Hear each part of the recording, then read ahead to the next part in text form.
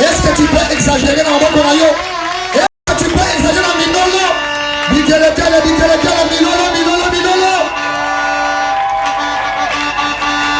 Minolo yana na ibite mama oya beta mololo na yete.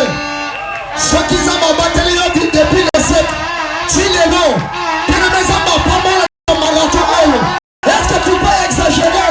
Tu peux te lever là où tu es. Alléluia, alléluia, alléluia. Jésus est roi, est roi. Kakande motelemi. Fina yote pali susu. Bien aimé, sans plus tarder, tous les frères n'habitent son frère Méchac. Dans le groupe, en même temps, tous les offrant action de grâce. Tous les offrant de l'ensemble. Tous les Seigneur, les gens ont scellé. Ils ont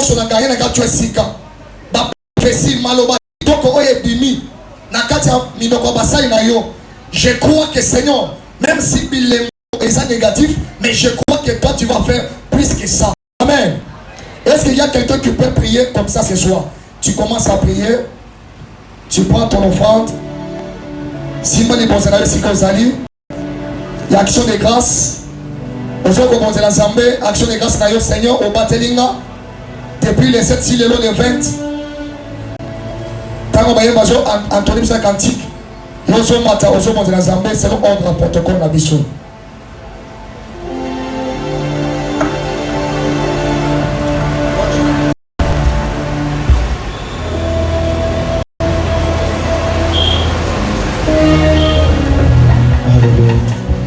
qu'on peut acclamer pour Jésus, on peut acclamer pour le roi de roi.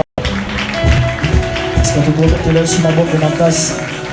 On a besoin de ma boque, il y a mon loup qui m'a pas la boque pour aller là.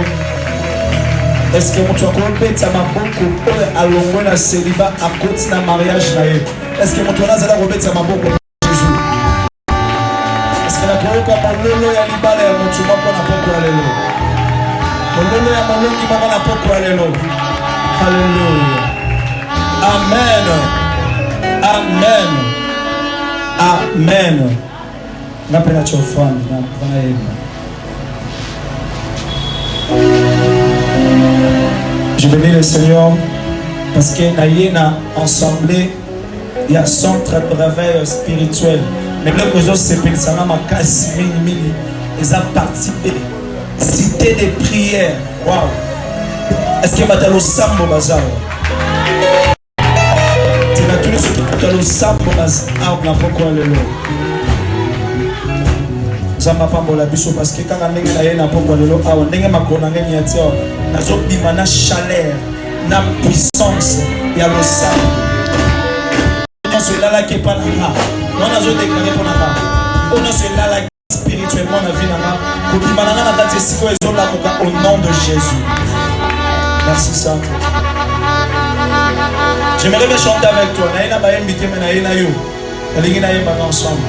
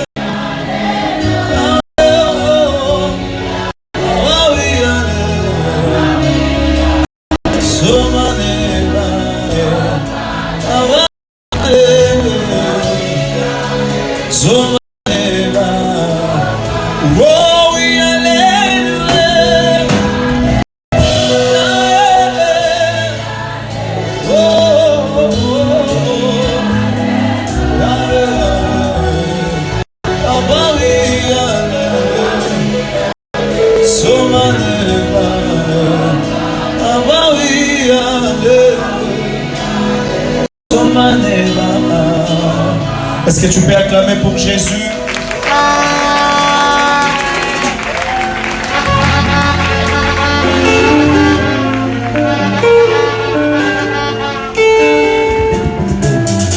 Est-ce que vous mettez ça mon lolo, mon lolo, mon lolo, mon lolo, mon lolo? Alléluia! Si t'as sur balobino, zambalobiri, malanganiye. Misikaba so balobino, zambalobiri, malanganiye.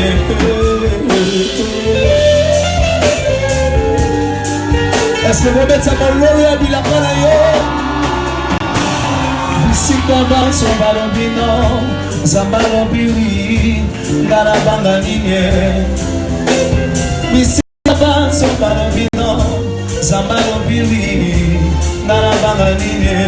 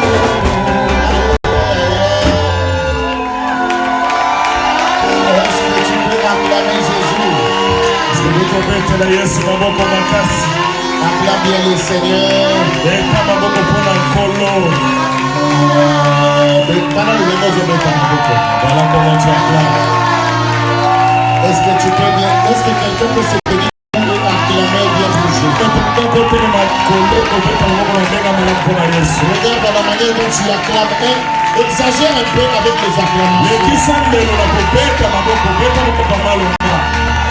Exagère un peu avec les acclamations. Donc manifeste déjà la joie parce que Dieu t'a déjà donné ta peur. J'aimerais voir quelqu'un qui est sûr que pendant ces 14 jours, Dieu a déjà fait.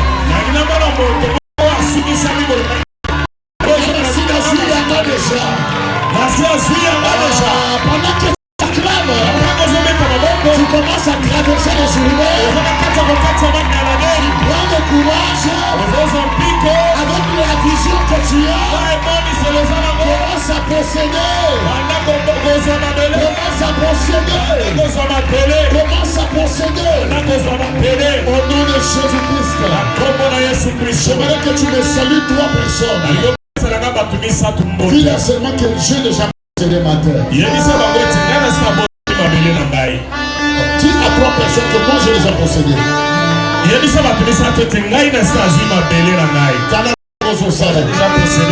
C'est prophétique. Merci beaucoup, merci beaucoup. Que le Seigneur vous bénisse abondamment.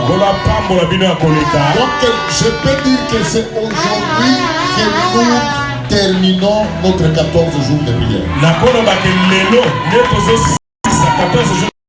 Je t'informe que c'est aujourd'hui la fin.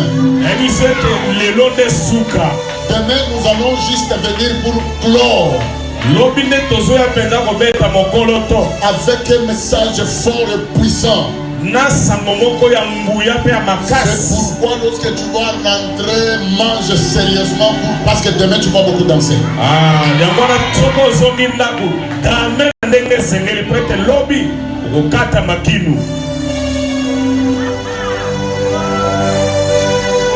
Je vais d'abord parler comme l'apôtre. Mes frères, les choses que je vous dis, c'est vrai. Demain, vous mangez.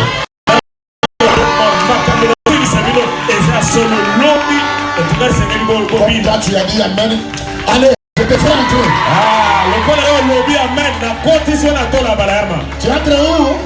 Dans le sein d'Abraham. Même si Sarah refusait, tu vas entrer par force. Voilà le même exemple d'Amen. Voilà comment tu as dit Amen. En tout cas, nous sommes bénis. En tout cas, par le passage de l'apôtre Gabriel Sanga. Depuis mercredi, jeudi, vendredi, aujourd'hui samedi. Et c'est demain dimanche qui va clôturer avec nous. Quand tu vas terminer, ciao. Et il s'en va.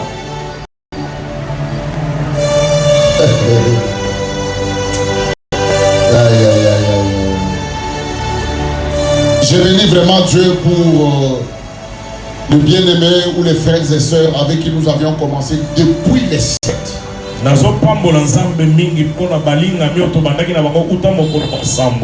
Depuis les 7. Tu es toujours là. J'aimerais te dire ceci. C'est de prier. Mais c'est beaucoup plus d'avoir le résultat de la prière. C'est bien de faire 14 jours de marathon. Mais c'est beaucoup plus mieux d'avoir le résultat de 14 jours de marathon. Et ce que j'aime dans ce programme, et que Dieu est venu renouveler l'intelligence d'une femme ou d'un homme qui doit comprendre de quoi il est appelé. On lui a enseigné ce que Dieu doit faire dans sa vie et ce que lui, en tant que l'homme, doit faire. Et je suis rassuré. Toi, tu vas témoigner. Après les 14 jours de marathon, nous entrons dans une nouvelle saison. Une saison que j'appelle une saison de témoignage. Et celui qui me donne Amen, celui qui commencera par un témoignage. Nous allons commencer une saison de témoignage. Tous les jours, ta vie doit être un témoignage. Amen. Amen. Alors, je ne vais pas beaucoup parler ce soir. Je vais laisser à l'apôtre, il m'a dit, je dois enseigner, j'ai des choses à dire. J'aimerais d'abord que tous les enfants de Dieu qui sont là puissent d'abord acclamer pour les offrandes. Nous allons d'abord offrir la foi. Nous allons donner nos offrandes ordinaires. Lorsque tu viens à l'église, tu dois préparer ton offrande ordinaire. Tu dois peut-être c'est aujourd'hui que tu es venu à la cité de prière. Chez nous, on prie beaucoup, on gère beaucoup, on donne aussi beaucoup des offrandes.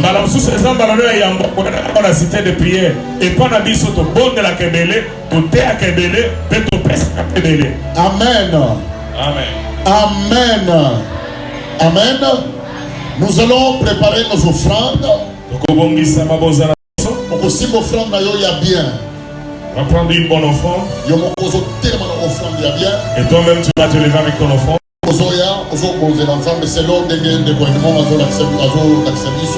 Viens donner à Dieu selon qu'on va me donner les directives dans le protocole.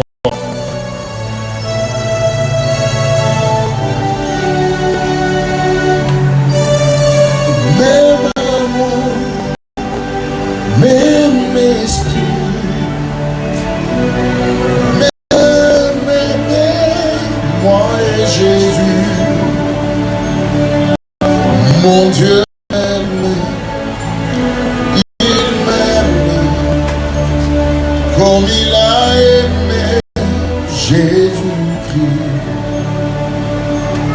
Mon Dieu aime, il m'aime, comme il a aimé Jésus-Christ. Mon Dieu aime, il m'aime, comme il a aimé Jésus.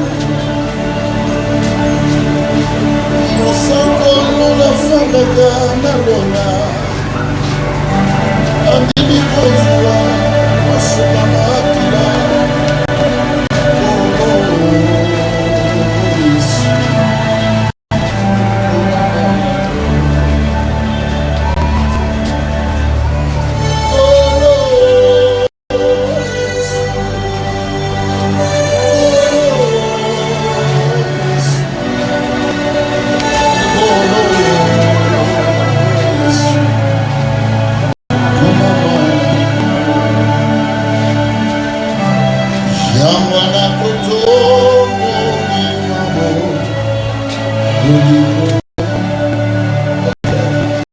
Ceux qui ont choisi engagement, à part Oye Salima Kilobi, na évangéliste Evan, apôtre Sylvain, aux engagement Moko Zouaki, Lelo Yaka, aux engagement Wana, Pierre Mabiso, tous aussi les sango de lobby, je dis qu'il y a une enveloppe à mon côté, Nanda Kunayo.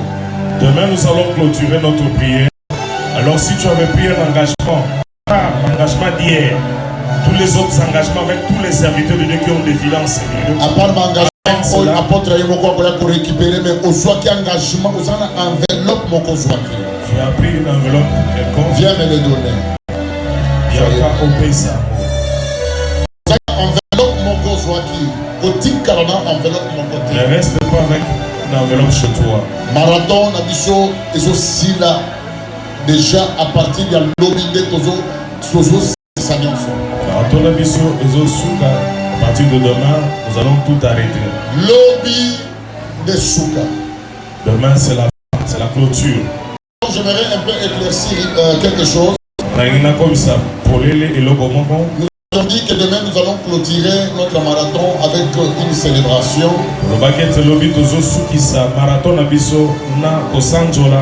C'est-à-dire quoi? À partir de 16h juste, on commence à célébrer Dieu, on commence à adorer, à louer le Seigneur. Demain,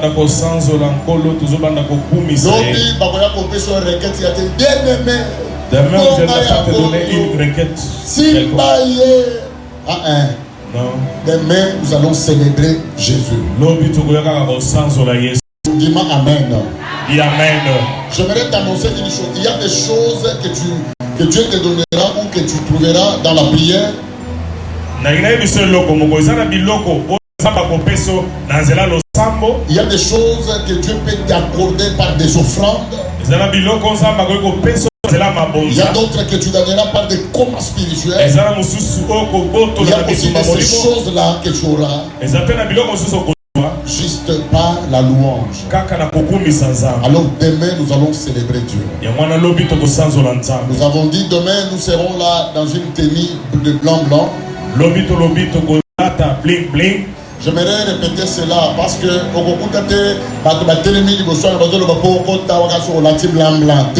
je voulais le répéter que non, personne ne va t'interdire là-bas pour entrer ici, que non, si tu n'es pas en blanc, tu vas pas entrer. Une sœur m'a appelé pendant la journée, il m'a dit papa, déjà moi je vous préviens, je ne viendrai pas parce que je n'ai pas acheté l'uniforme blanc. Moi, si vous avez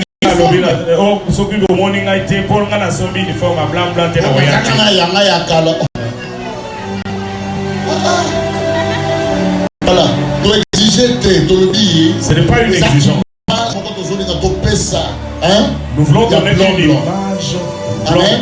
Amen. Amen.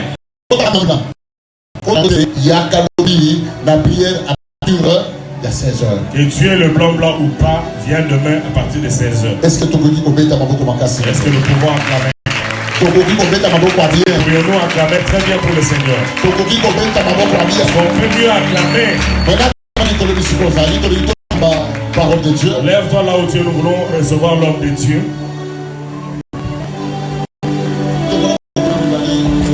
Lève les deux mains en l'air. Est-ce qu'on peut dire ensemble? Yangwana toto molima ulikolo tota tuliko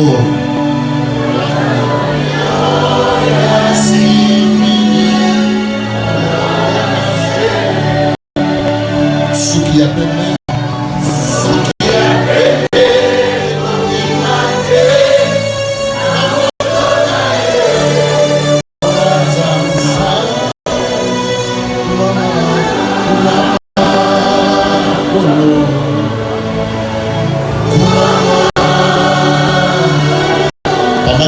la présence de Dieu s'approche de toi.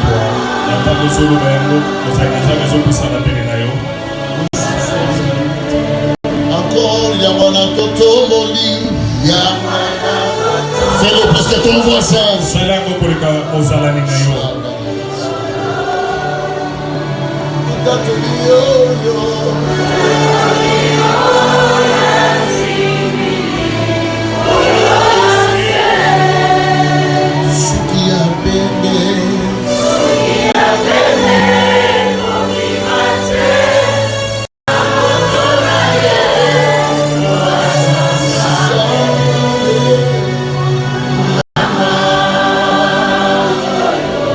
Dis oui Seigneur pour maman. Oh my God. La présence de Dieu est en train de s'approcher de toi.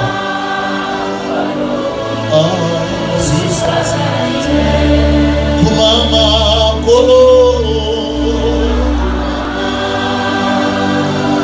Sekona.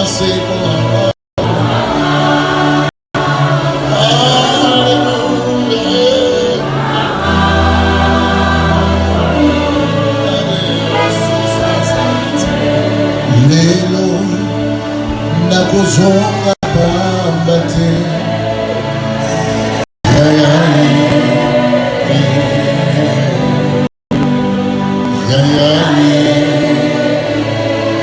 gai nakozonga pambate fais l'effort. Il est devant toi.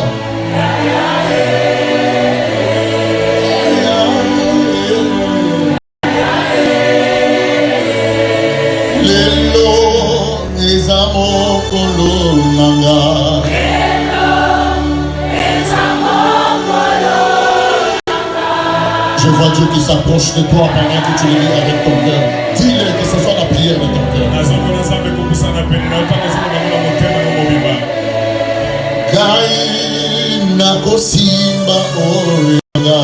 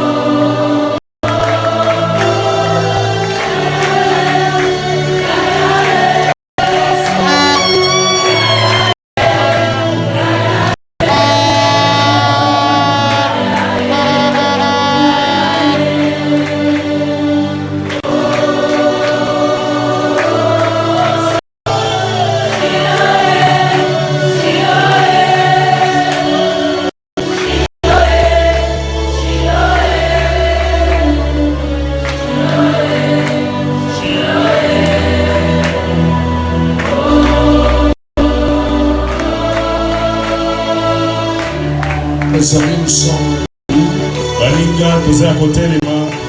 Nous voulons honorer l'ancienne constitution, s'il vous plaît. Vous allez comme la constitution à vos centres.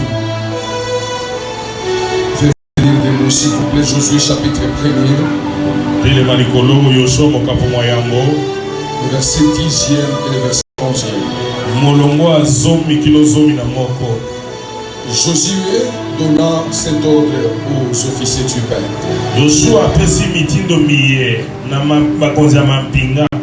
Parcourez les camps et voici ce que vous commanderez au peuple.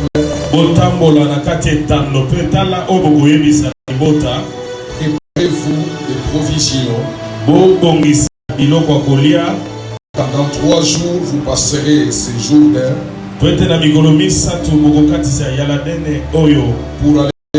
pays dont l'Éternel votre Dieu vous donne la possession. Mes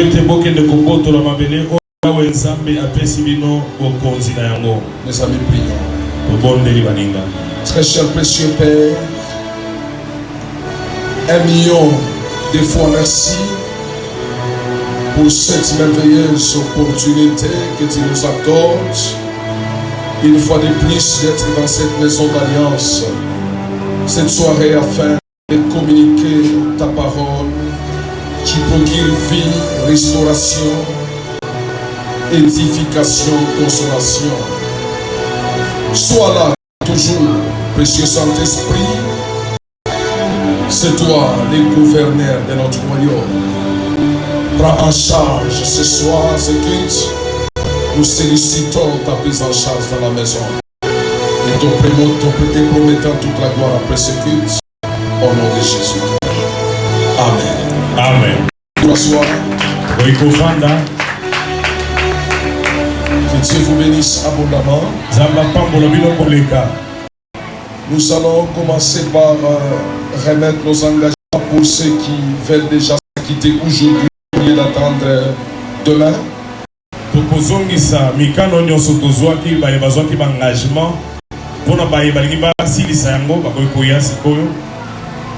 savez mes amis, si dans ta vie tu n'as jamais osé donner à Dieu quelque chose, tu sens que ton cœur est rongé, donc tu es loin d'entrer dans le monde des exploits.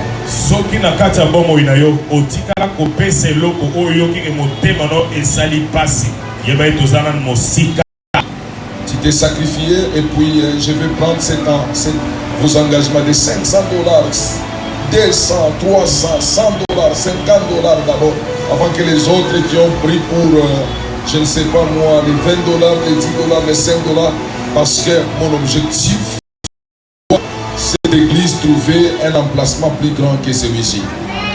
Baya bazwaki ba mwekano à $500, $300, $200, $100 baya yambo ete ba bazwaki 20, 10 na misusu baya koya sima. Mais pour ça nanga monene ezali ete église ezo esika oyo fungwami pe eza monene koleka. Amen. Amen. Venez. Oya. Que Dieu vous bénisse maman. Zamba pambola maman. Soyez bénis. Enlevez ça dans vos enveloppes, je vais voir.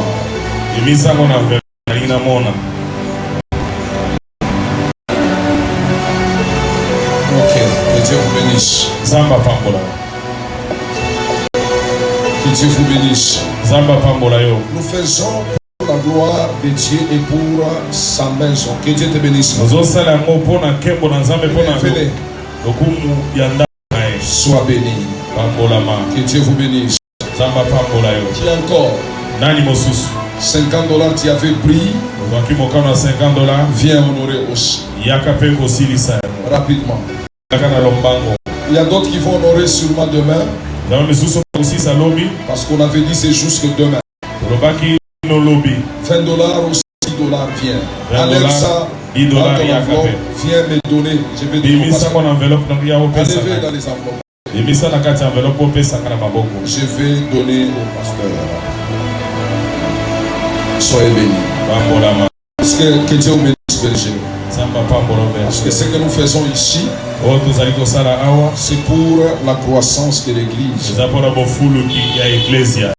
Jésus, connaissant la force économique dans les ministères. Soyez bénis.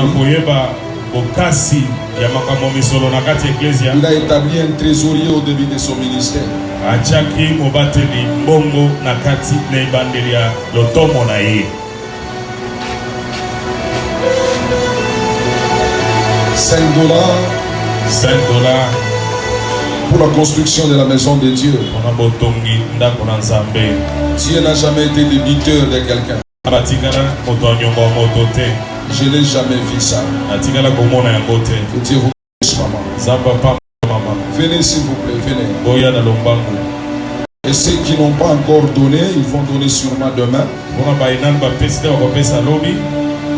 Parce qu'il y a d'autres qui m'ont promis les 500 ici, les 200, les 300, je ne vois pas les 100. Sûrement, ils vont donner encore aussi demain. Que Dieu bénisse. Tous ceux qui ont compris que nous le faisons pour la gloire du Seigneur. Pasteur.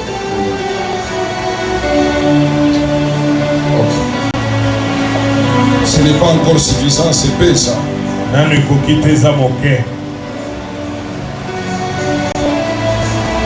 Alors, ce soir, je vais prier pour tous celui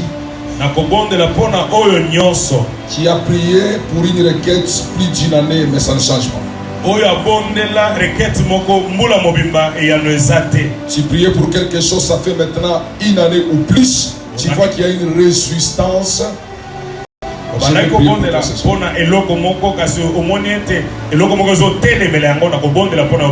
Tu remarques que depuis que j'ai prié pour ça, apparemment il y a quelque chose qui ne va pas.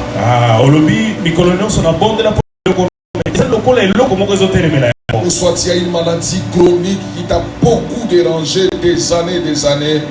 Je vais prier pour toi ce soir.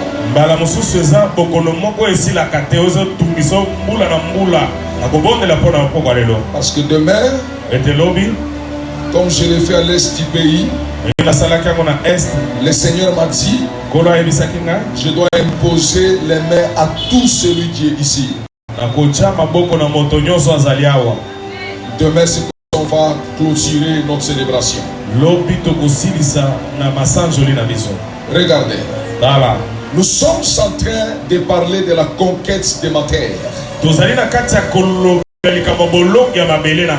me récapitule d'une manière et puis on évolue très rapidement. Je vous ai dit conquérir ta terre veut dire principalement 3 choses majeures. Numéro 1, c'est atteindre ses rêves et ses objectifs. Numéro 2, c'est vivre la concrétisation de ses promesses avec Dieu. Numéro 3, c'est avoir du succès ou des résultats positifs dans ses attentes. Quelques éléments qui te permettront à conquérir ta terre. 7 principalement. Numéro 1, c'est la vision. Je vous avais dit, une vie sans vision, c'est une vie vouée à l'échec.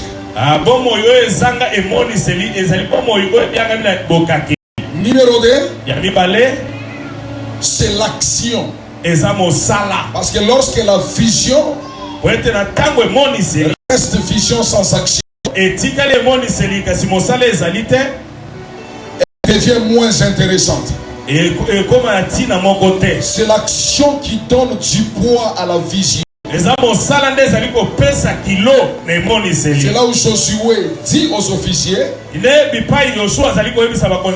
parlez au peuple, c'est-à-dire informez-les qu'ils ancrent quelque chose dans leur subconscience, que d'ici peu de temps ils doivent traverser les Jourdains et conquérir la terre.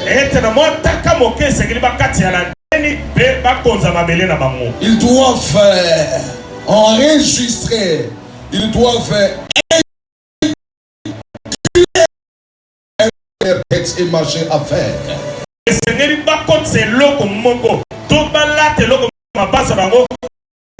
C'est comme ça que vous verrez, il y a des filles. Elles sont encore chez elles, mais elles savent déjà fabriquer quel type de mari qu'il peut l'épouser. C'est la vision. Et puis l'action, c'est-à-dire qu'ils se préparent parce qu'ils doivent traverser. Traverser n'est pas un rêve, mais ça devient une réalité, ça devient une action. Voilà. C'est ce qu'on appelle l'exégèse. Numéro 3. Si vous voulez conquérir votre terre, vous devez avoir de la puissance. C'est là où il y a des problèmes très sérieux ce soir. Et hier j'étais en train de dire quoi? Pourquoi les gens ne posent pas l'acte? Parce qu'ils ont peur. Numéro 1, d'échouer. Numéro 2, ils ont peur de perdre. Et numéro 3, ils ont une haute considération de l'ennemi. Lorsque tu as beaucoup plus peur des ennemis, tu ne feras rien dans la vie. C'est pourquoi le livre dit que celui qui est à nous est plus puissant que celui qui règne dans ce monde. Ça veut dire quoi d'autre terme? Peu importe la puissance de la sorcellerie de la maison de ton père. Peu importe la puissance de la sorcellerie de la maison de ta mère. Tu dois comprendre que Christ qui est en toi est au-dessus de toutes ces puissances. Quand les 12 espions sont rentrés, après avoir exploré le pays de Canaan, les 10 sont venus avec un rapport négatif, n'est-ce pas? Parce que la foi vient de ce qu'on entend. Ils disent, nous avons vu le pays, c'est un bon et vaste pays. Certainement c'est un pays où coule le lait et le miel. En voilà les fruits. Et le peuple que nous avons trouvé là-bas, nous étions à leurs yeux et à nos yeux comme des sauterelles. Qui t'a dit que tu étais sauterelle? Vous voyez mes amis, mais 2 d'entre eux se sont démarqués. Caleb et Josué, ils s'appelaient. Ils disent ceci. Il est vrai qu'ils sont des géants. Si l'Éternel nous est favorable, il nous mènera dans ce pays, il nous le donnera. Ce peuple n'a point d'ombrage. Il nous servira de pâturage. Mes amis, frères et sœurs, le problème ce n'est pas la taille de Goliath. Se regarder, il a quel type d'alliance parce que c'est un circoncis. Les choses spirituelles ne se tranchent pas dans le naturel. Aussi longtemps que tu craindras la sorcellerie de ta famille, tu ne feras rien et tu n'oseras pas. Je suis en train de dire à quelqu'un, si quelqu'un a osé réussir dans ta famille, on l'a tué. Toi tu oseras, tu réussiras, mais ils ne t'auront pas. Je dis, toi tu oseras, tu réussiras, ils ne te tueront pas. Si tu me renvoies, amen, que Dieu te donne la supériorité devant tes ennemis. Ça c'est pas un amen pentecôtiste. Ça c'est un amen luthérien. Donne-moi un amen pentecôtiste. Donne-moi un amen pentecôtiste.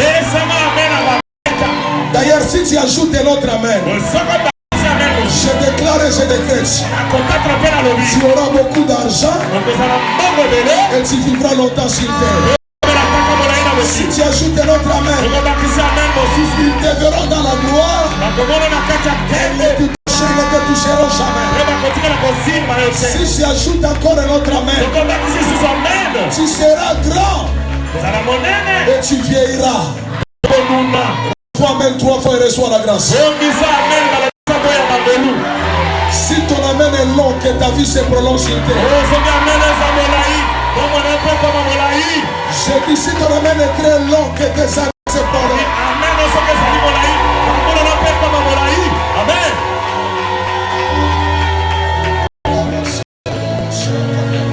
Regardez maintenant. Vous pouvez avoir les rêves. Vous pouvez aussi avoir le courage d'agir. Et si vous n'avez pas de la puissance, ça sera difficile pour vous d'émerger. Mes amis, frères et sœurs, je vais vous expliquer des choses compliquées ce soir. Je vais descendre. Je vais prêcher pendant 20 minutes, je vais vous laisser partir. 20. On se voit demain. Vous savez, quand vous êtes prophète, vous suivez la boussole de l'esprit. Regardez. Quelqu'un rêve grand. Il pose des actes mais ça ne réussit pas.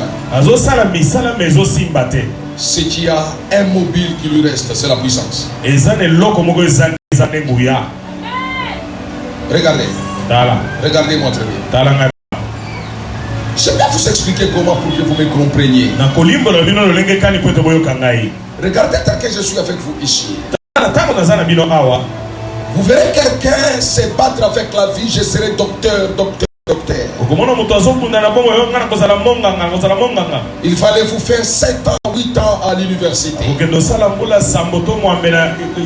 Et puis finalement, il a un papier qu'on appelle licence en médecine. Et vous remarquerez que cet homme-là, il a son diplôme de licence. Il reçoit même l'ordre, le numéro d'ordre des médecins. Mais il n'a aucune influence, aucun impact dans la société. Néanmoins, il est docteur. Vous n'avez jamais vu ça? N'avez-vous jamais vu ça? Quelqu'un qui a fait 5 ans à l'université, finalement il est devenu juriste. Et puis finalement il est juriste en titre et qualité. Et puis vous allez remarquer quelque chose avec ces juristes. Il rumine tous les articles de notre constitution ou de je ne sais pas moi. Il peut commencer à dire l'alinéa premier, l'article, c'est blessures volontaires, 200 000 francs d'amende et toi. Il maîtrise tout ce truc. Mais sur le plan pratique, ça ne marche pas. Néanmoins, c'est un juriste. Regardez. C'est une réalité qui se passe presque partout et dans tous les pays.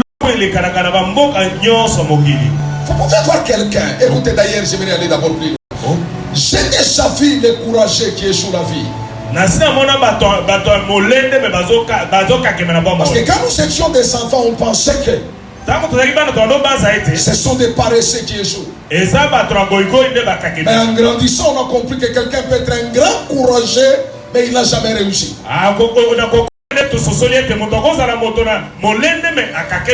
D'ailleurs, si le courage était le mobile de la réussite, donc tous les jeunes gens qui sont dans des carrières minières seraient des grands millionnaires.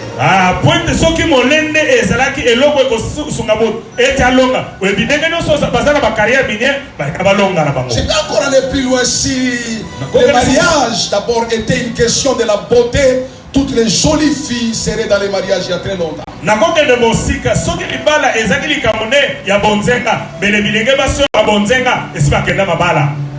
Je vais encore exagérer pour dire que tout le monde prie Mais tout le monde ne prie pas de la même manière. Toute prière est prière, mais toute prière ne produit pas le même résultat. Attendez, je vais vous expliquer des choses un peu bizarres cet après-midi. Si tu rates ce culte, donc tu as raté une vie. Si tu rates la prédication d'aujourd'hui, c'est une vie que tu as ratée. Regardez très bien. Tout le monde est à la recherche de la réussite. Tout humain cherche comment réussir, comment s'en sortir dans la vie. Même quand vous êtes assis là-bas, tout le monde réfléchit de gauche à droite. Comment je peux avoir, comment je peux conquérir ma terre. Comment là, c'est une question qui tourne dans les cerveaux de plus d'un commun de mortels.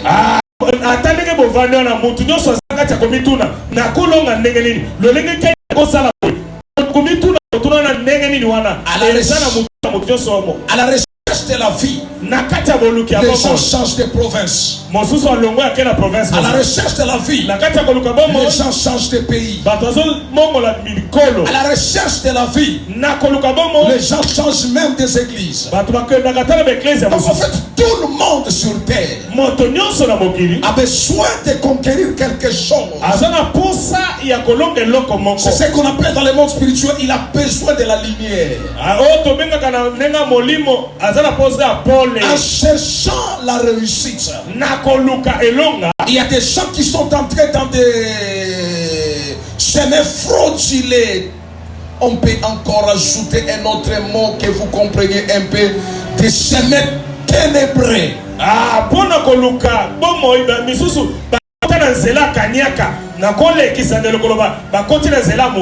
N'avez-vous jamais croisé quelqu'un qui était dans votre quartier?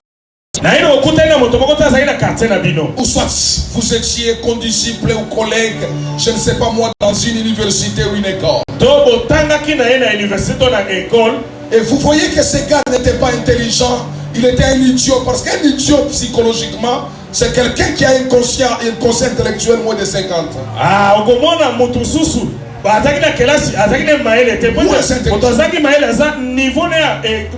Mais quand tu le croises, il est plus loin que toi sur le plan social. Ça t'est jamais arrivé? Des choses comme ça. Quand vous venez à l'église, vous ne venez pas s'amuser. L'église, c'est une industrie qui doit former les gens et produire des hommes capables de dire au monde que Jésus est capable de tout donner, de tout faire, de vous embrouiller pas dans l'occultisme et la magie.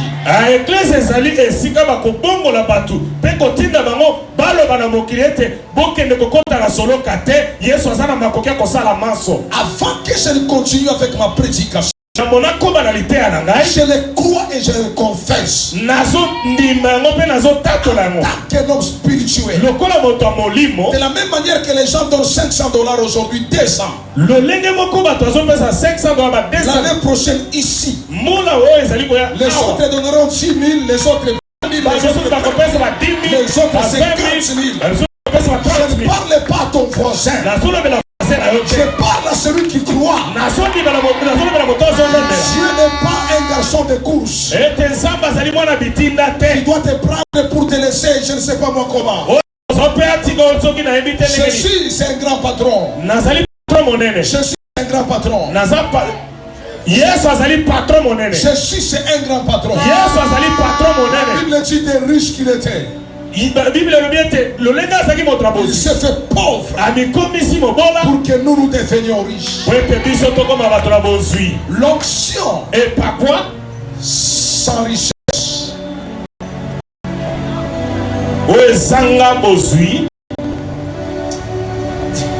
Ça vous intéresse. Je vais continuer seulement avec mon discours. Regardez-moi très bien. Regardez-moi très bien. Ne ratez pas, mon ami. Ne rate pas ce que je vais dire maintenant. Ne rate pas. Il y a des gens, un frère de l'église, il s'était dans un attroupement de 120 personnes. On cherchait un ingénieur dans une carrière minière chez nous là-bas. On a prié pour lui.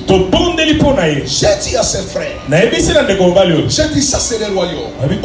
Si tu acceptes de servir ce royaume, le royaume va t'accorder de la puissance et tu vas t'imposer. Il arrive là-bas, en retard, il trouve tout un attroupement de gens qui cherchent les mêmes postes.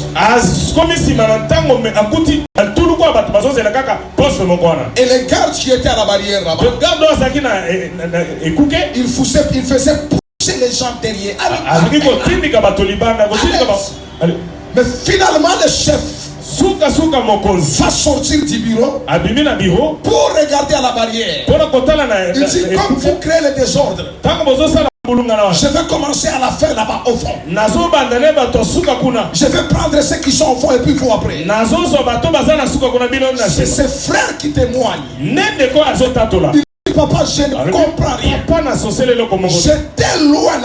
Et je vais dire, toi là, viens. Viens là-bas. Tout le monde ne comprenait pas. Ils ont commencé à laisser le passage. On a pris ce frère là-bas pour aller l'embaucher. Et aujourd'hui, chaque fin du mois, il a $4100. Chaque fin du mois.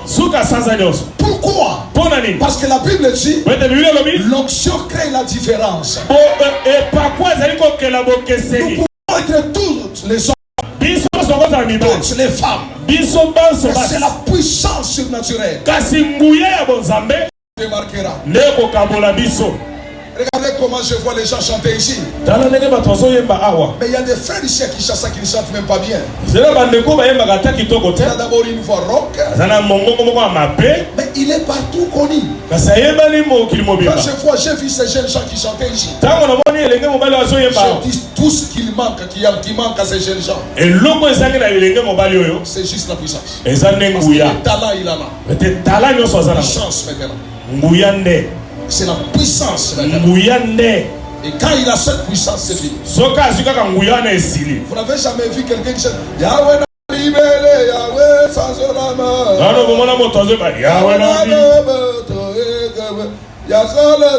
Les cantiques là-bas, les cantiques là où il y a bien, on chantait là quand on avait 6 ans, 8 ans. Il a chanté ça. Tout le monde. Qu'est-ce qui fait que quelqu'un qui n'a même pas composé il chante les mêmes chants que nous écoutons tous les jours, mais les chants l'embrassent. C'est la puissance. C'est la puissance. C'est la puissance. Si à ton voisin, apparemment tu as tout sauf la puissance. Dis-lui, apparemment tu as tout. Et puis ajoute quelque chose. Alors ce soir cherche la puissance. Dis-lui, ce soir cherche la puissance. Je vais encore, tu as compris mon ami ça c'est les gens s'amusent avec les choses de Dieu. Regardez-moi très bien. Les disciples voient Jésus en train de monter au ciel pour le dire au revoir et attendre l'enlèvement final.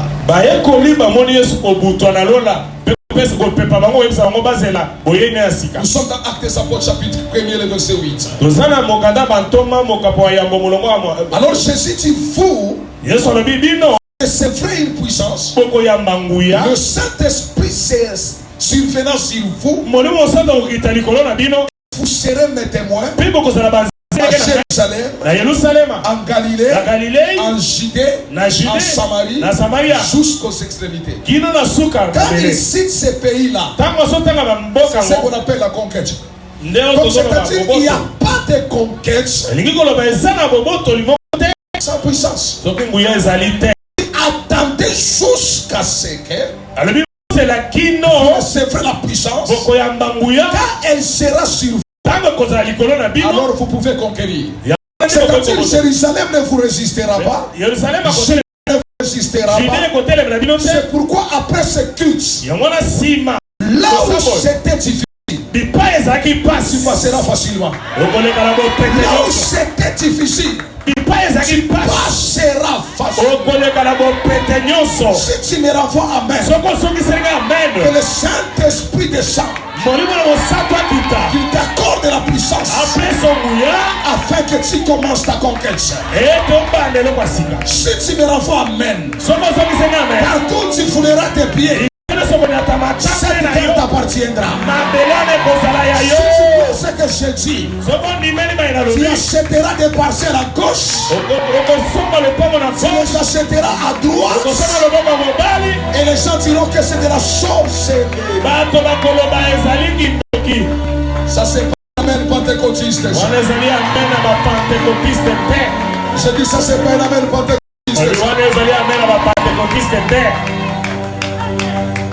Qui a dit ça là-bas? Tout droit dans les scènes d'Abraham. Même si Sarah refuse, c'était trop de force. C'est la porte qui parle. Attendez. C'est là. Parce qu'on ne peut pas conquérir sans puissance. Je vais vous donner quelques témoignages et puis je vais vous dire que faire pour avoir la puissance là. Un chef arrive, nous sommes dans Jean chapitre 3, il s'appelait Nicodème. La Bible dit il arriva de nuit, il demande à Jésus, maître, rabbi. L'homme ne peut pas faire des miracles que tu fais si ce n'est pas par l'Esprit de Dieu. Vous avez compris ce qu'il a dit à Jésus? Vous savez frère, faire ce qui est exploit, c'est pas facile. Vous savez pourquoi on dit à quelqu'un, quelqu'un qui réussit, qui fait des grandes choses, vous allez apprendre qu'on dit non, c'est de la sorcellerie. Même vous, préparez-vous ici. On va commencer maintenant à dire, regardez bien ces pasteurs. Ça ne va pas. Nous sommes à Lingouala, ça fait longtemps. Qu'est-ce qui ne va pas avec ces pasteurs là-bas? Vous savez pourquoi? Parce que quand on commence à faire des choses extraordinaires, le monde sait que faire des choses extraordinaires n'est pas facile. Il faut avoir des sources spirituelles fortes.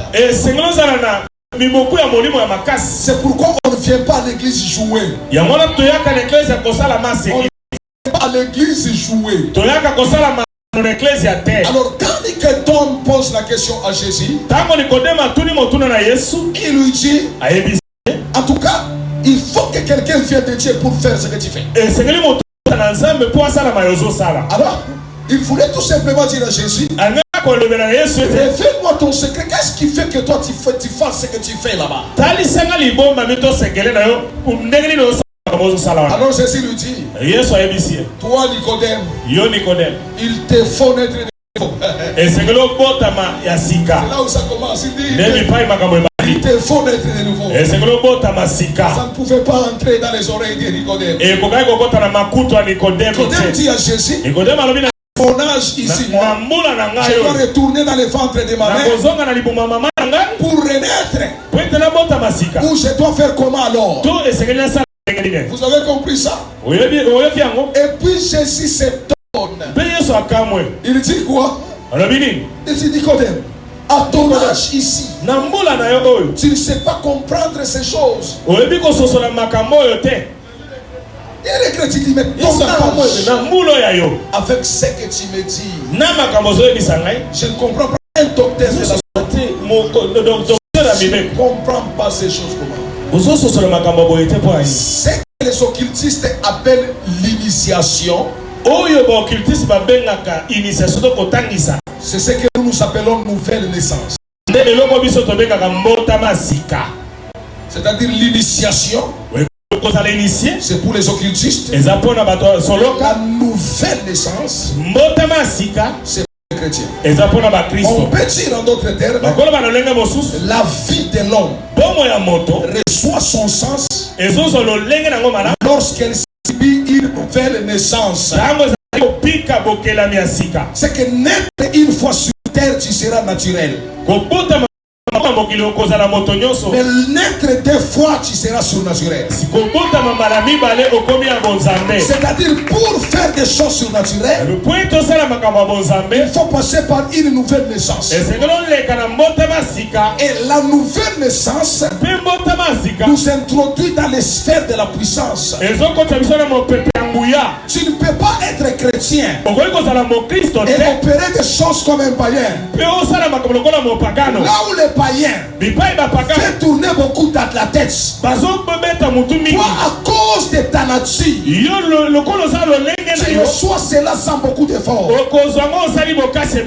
Parce que le christianisme, c'est l'adhésion au monde surnaturel. C'est pourquoi un chrétien qui échoue, il n'a pas encore compris qu'il est réellement. C'est pourquoi l'ange va dire à Marie, quand Marie dit comment cela se fera-t-il, je suis encore vierge. L'ombre du Tout-Puissant te couvrira. Le Saint-Esprit te couvrira de ton nom, de son nom. Lorsque la puissance du Saint-Esprit, même ce qui est impossible devient possible. Je suis prophète de l'Éternel. J'ai adhéré au royaume de Dieu. Ce qui est impossible dans ta famille, à partir de toi ça sera possible. Je dis à partir de toi ça sera possible. Si c'est impossible dans ta famille, d'avoir des millions, ça sera possible à partir de toi. Renvoie, amène et reçois la grâce. Ailleurs, tout celui qui n'a pas encore mis au monde, je prie au nom de Jésus-Christ, le Tout-Puissant touche ton ventre. Et qu'un enfant entre dans ton ventre lui a alors, vous amène très bien. C'est anormal de naître deux fois. C'est anormal. Parce que quelqu'un, la Bible dit, l'homme doit naître une fois et après. Passer par la deuxième naissance, tout ce que vous allez produire ne sera pas normal. Je vous dis franchement, c'est pourquoi quand vous êtes chrétien, vous devez comprendre les principes qui sont liés au christianisme. Parce que nous avons des gens qui confessent Jésus, mais qui ne comprennent pas qu'est-ce que Jésus est capable de faire. Regardez-moi très bien dans cette maison. La différence entre l'occultisme et le cultisme, parce que l'occultisme c'est l'art de cacher les choses. C'est-à-dire les gens qui ont un certain secret ou une certaine révélation donnée de certaines choses, ils ne peuvent pas les révéler aux autres. Regarde-moi Didier. Mais l'occultisme, c'est l'art de révéler les choses. Nous on n'occulte pas, mais on occulte. C'est pourquoi il y a des micros, il y a des baffles. C'est que nous voulons que vous compreniez, que vous écoutiez. Et la sorcellerie de ta famille fera un effort pour que tu me donnes une fausse présence. C'est-à-dire tu es assis, mais ton esprit n'est pas ici. Parce que si tu écoutes ces choses, ta vie changera. Je te dis la vérité, ça changera. Je ne vous parle pas d'un Dieu que j'ai lu dans la Bible. Je vous parle d'un Dieu que j'ai expérimenté. Nous pouvons tous être des diplômés. Mais c'est la puissance qui va nous démarquer. Nous pouvons être tous des filles. C'est la puissance qui peut nous démarquer. Nous pouvons être tous des prédicateurs. Mais c'est la puissance qui nous démarque. Je prie le Seigneur que ce soit avant la fin de ce culte que quelque chose de surnaturel entre. Ajoutez notre main. Je suis à l'église. J'ai pris par il fallait 400 sacs pour mettre la.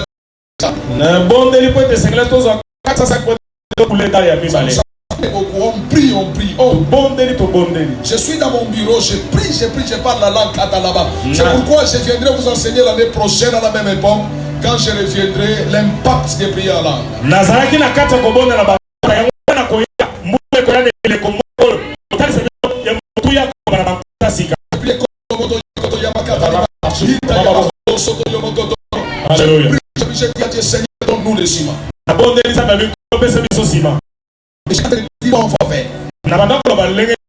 Après la prière, je quitte mon bureau pour aller à la porte de l'église. Je vois 50 sacs. 100